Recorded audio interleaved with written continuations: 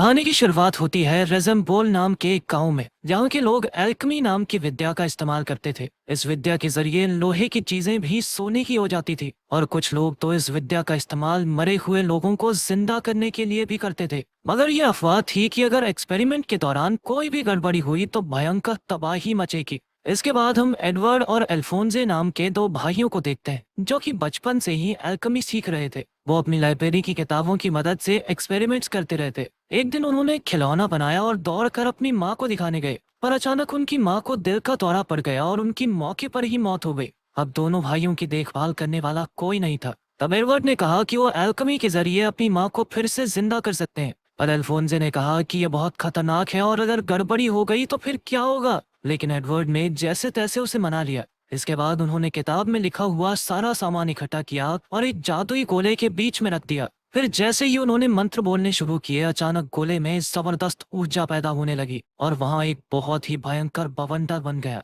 कुछ ही पलों में उस जादुई बवंडर ने पूरा घर उखाड़ कर रख दिया। इस घटना के 20 साल बाद हम देखते हैं कि एडवर्ड एक पंडित के पीछे भाग रहा था, जिसके पास एक रहस्यमयी लाल पत्थर था। दरअसल ये पारस पत्थर था, जिसकी मदद से बिना ज्यादा तामझाम के एल्केमी की जा सकती थी। पर अचानक उस पंडित ने पत्थर की मदद से एडवर्ड के ऊपर बड़े बड़े पिलर्स से हमला कर दिया। इसके बाद उसने कई भयानक से दिखने वाले जीव एडवर्ड के पीछे लगा दिए। तब एडवर्ड ने भी अपनी जादुई छड़ी निकाली और तब हमें पता चला कि वो भी अब एक एल्केमिस्ट बन चुका था। तभी वहां एक रोबोट जैसा आदमी आया और उसने एक एक करके उन सारे अजीबोगरीब जीवों को मार गिराया। इस दौरान उसका हेलमेट नीचे गिर गया, पर उसका कोई शरीर था ही नहीं। इधर एडवर्ड को भी लोहे के हाथ पैर लगे थे, इसी वजह से सब उसे फुल मेटल एल्केमिस्ट कहते थे। आखिरकार उसने पंडित को लोहे के हाथ से मुक्का मारा और उसका वो लाल पत्थर नीचे गिर गया। एडवर्ड ने सोचा कि उसका मिशन पूरा हुआ, पर तभी वहां कर्नल मस्टैंग और उसकी फौज आ गई और उन्होंने पंडित और एडवर्ड दोनों को ही गिरफ्तार कर लिया। एडवर्ड ने उस लाल पत्थर की ओर इशारा करते हुए कहा कि यह पारस पत्थर है,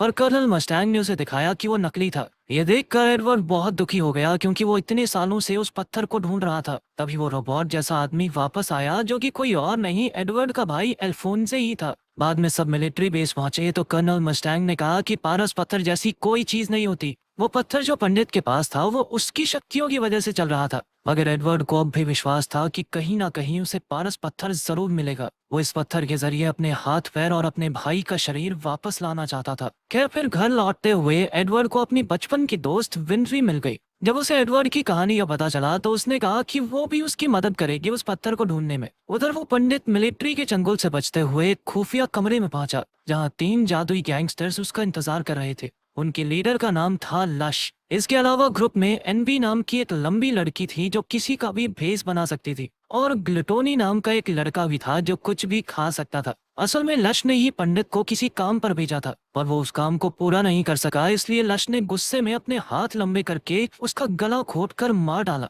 और उसके मरने के बाद ग्लूटोनी उसे पूरा का पूरा खा गया। वहीं दूसरी ओर एडवर्ड सोने की कोशिश कर रहा था, पर उसे 20 साल पुरानी वो घटना याद आ रही थी। जब उनका एक्सपेरिमेंट असफल रहा तो एडवर्ड को सच के दरवाजे पर लाया गया, जहां इस ब्रह्मांड का सारा ज्ञान छुपा हुआ था। अचानक दरवाजा खुला और 2 भयानक हाथ उसे खींचकर अंदर ले गए। अब एडवर्ड ब्रह्मांड में तेजी से उड़ता हुआ जा रहा था और फिर अचानक उसे अपनी माँ दिखाई दी। उसने उन्हें छूने की कोशिश की, मगर अगले ही पल वो दरवाजे से बाहर आ गया। लेकिन अब एडवर्ड को अल्केमी का पूरा ज्ञान हो गया था। तभी वहां एक धुएं के बादल जैसी मूर्ति आई, जिसने कहा कि अगर कोई किसी मरे हुए इंसान को जिंदा करना चाहता है तो उसके बदले में अपने शरीर का एक हिस्सा देना होगा। एडवर्ड अपनी माँ को वापस लाना चाहता था, इसलिए उस परछाई ने उसका एक पैर ले लिया। बाद में जब एडवर्ड की आंख खुली तो वो अपने घर में था और घर वैसा का वैसा था, पर उसका पैर कट चुका था और उसका भाई अल्फोंसे भी कहीं नजर नहीं आ रहा था। तब उसे एहसास हुआ कि अल्फोंसे ने शायद उनकी माँ को वापस लाने के लिए खुद को ही कुर्बान कर दिया हो।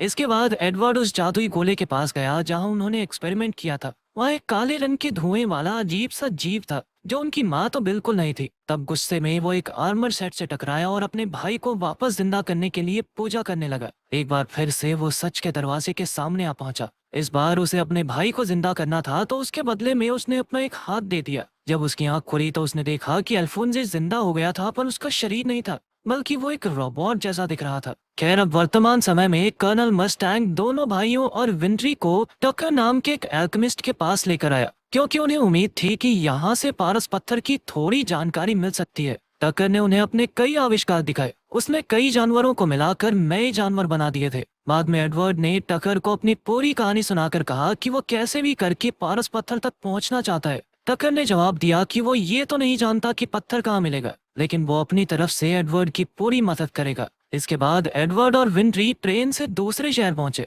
यहाँ वो डॉक्टर मार्को से मिलने आए थे, जिसके पास पारस पत्थर की जानकारी थी। मगर जैसे ही वो उसके घर पहुंचे तो मार्को को लगा कि वो बुरे लोग हैं और उसने एडवर्ड और विंट्री पर गोलियां चला दी। तब एडवर्ड को अपने आप को बचाने के लिए मार्को को बेहोश करना पड़ा। खैर, होश में आने के बाद मार्को कहने लगा कि अगर वो पारस पत्थर के बारे में ना ही जाने तो ही बेहतर है। तभी अचानक उसे कुछ महसूस हुआ और उसने खिड़की पर गोली चला दी। तब यह खुलासा होता है कि गैंगस्टर लश उनकी जासूसी कर रही थी। वो धीरे धीरे उन तीनों की ओर बढ़ने लगी। मार्को ने उस पर कई गोलियां चलाई, लेकिन लश पर कोई असर नहीं हुआ। आखिरकार उसने सबको दीवार में चिपका दिया और फिर मार्को के सीने में चाकू घोंप दिया। उसके जाने के बाद मार्को ने अपनी आखिरी सांसें गिनते हुए एडवर्ड को बताया कि पारस पत्थर का सच उसे लेबोरेटरी 5 में मिलेगा। असल में ये एक खुफिया बिल्डिंग थी जिसका इस्तेमाल मिलिट्री करती थी। बस इतना बताते ही मार्को की मौत हो गई। इसके बाद एडवर्ड सीधा टक्कर के घर पहुंचा और उसने देखा कि टक्कर ने एक इंसान और कुत्ते को मिलाकर नया जानवर बनाया था। टक्कर ने बताया कि इस एक्सपेरिमेंट के लिए उसने अपनी बेटी और अपने कुत्ते को कुर्बान कर दिया। इससे पहले के जानवर उसने अपनी पत्नी के शरीर के हिस्से इस्तेमाल करके बनाए थे।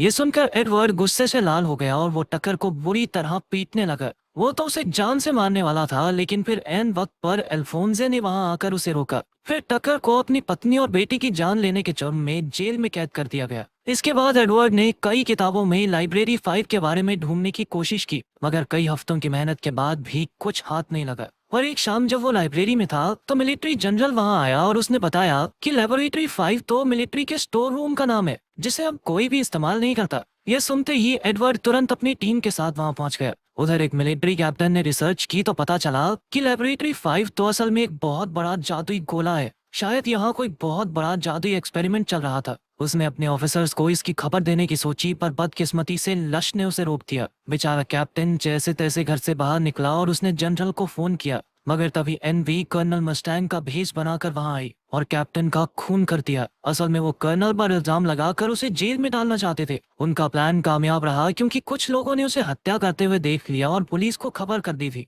वहीं दूसरी ओर वो पागल एल्केमिस्ट टक्कर भी जेल से भाग निकला। इधर एडवर्ड और उसके दोस्तों को भी गिरफ्तार कर लिया गया क्योंकि वो अक्सर खूनी मस्टैंग के साथ दिखाई देते थे। उन्हें एक कमरे में कैद कर दिया गया, पर एडवर्ड बड़ी ही चालाकी से सबको लेकर भाग निकला। इसके बाद वो एक गाड़ी चुरा कर लेबोरेटरी 5 में पहुंचे, जहां कर्नल मस्टैंग और एक लेफ्टिनेंट के बीच लड़ाई चल रही थी। अचानक मस्टैंग ने चुटकी बजाई और लेफ्टिनेंट को आग लग गई। सबको लगा कि मस्टैंग पागल हो चुका है, पर तभी चलते हुए लेफ्टिनेंट का रूप बदला और तब हमें पता चला कि वो लेफ्टिनेंट के भेष में एनवी थी। जल्द ही लश और उसके गुंडे भी वहां पहुंचे और लश ने मस्टैंग के पेट में चाकू घोंप दिया। इसके बाद वो वहां से भागने लगी तो एडवर्ड ने उसका पीछा किया, मगर जल्द ही वो एक सुनसान कमरे में पहुंचा जहां एक बड़ा सा जादुई गोला बना हुआ था। लेकिन इससे पहले कि वो कुछ समझ पाता, साइंटिस्ट टक्कर उसके सामने आ गया। उसने अपनी जेब से एक पारस पत्थर निकाला और कहा कि यहाँ हजारों की तादाद में ये पत्थर बनाए जाते हैं। असल में ये ऑपरेशन मिलिट्री का ही चलाया हुआ था। फिर टक्कर ने कहा कि किसी मरे हुए इंसान को जिंदा करने के लिए कुर्बानी तो देनी पड़ती है,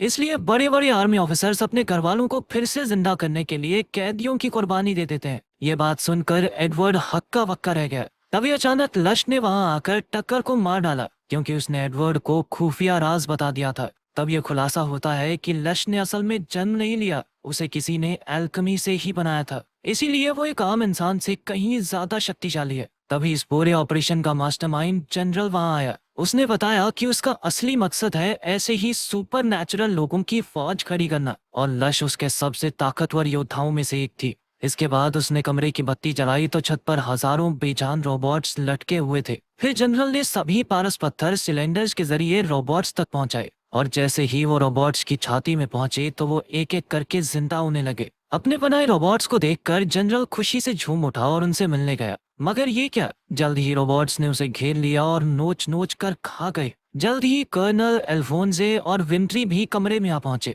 और फिर एडवर्ड के साथ मिलकर रोबोट्स का सामना करने लगे। रोबोट्स बहुत ज्यादा थे, इसीलिए उन्हें लग रहा था कि आज तो यहीं मारे जाएंगे, पर तब कर्नल मस्टैंग ने कहा कि रोबोट्स को मारने के लिए उनके सर आपस में टकराने होंगे, और फिर इसी तरीके से उन्होंने रोबोट्स को मारना शुरू कर दिया। मगर फिर भी उनकी तादाद बहुत ज्यादा थी, इसलिए एडवर्ड और उसके साथी चालाकी से बाहर आ गए। वहां उनका सामना लश और उसके गुंडों से हुआ। हालांकि मस्टैंग जख्मी था, मगर फिर भी उसने अपनी सारी शक्ति इकट्ठी करके जबरदस्त आग निकाली, जिसमें एनवी तो जलकर राख हो गई। इसके बाद कर्नल ने लश पर हमला किया, पर कोई फायदा नहीं हुआ, क्योंकि वो बार बार जिंदा हो जाती थी। आखिरकार लश ने खुलासा किया कि उसकी छाती में भी एक पारस पत्थर है, जिस वजह से उसके पास बहुत ही ज्यादा ताकत और शक्तियां हैं। तब एडवर्ड, अल्फोंसे और कर्नल ने मिलकर एक साथ उस पर हमला किया। कर्नल ने अपनी जान जोखिम में डालकर उस पारस पत्थर को निकाल लिया, जिससे लश की तुरंत ही मौत हो गई। इधर ग्लूटनी ने यह सब देखा तो वो खुद ही दुम दबाकर भाग निकला। आखिरकार अपनी जीत के बाद कर्नल मस्टैंग ने एडवर्ड को वो पारस पत्थर दिया, ताकि वो अपने भाई का शरीर वापस ला सके।